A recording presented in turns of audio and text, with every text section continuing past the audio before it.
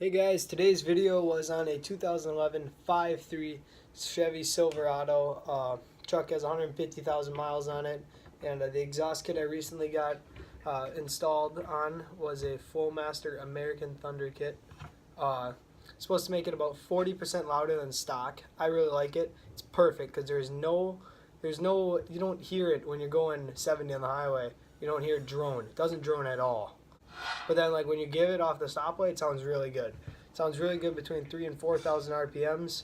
This kit for like $500 can't beat it. Looks sweet. The 3.5-inch tips look sweet, as you saw in some pictures. So just wanted to give an unbiased report for anyone who's looking to buy the kit, because that's what I was doing a year ago or 6 months ago when I was looking for kits. I was looking on YouTube for clips of people's trucks, and this is an honest one. The video doesn't give it justice. It sounds really good and it doesn't drone at all.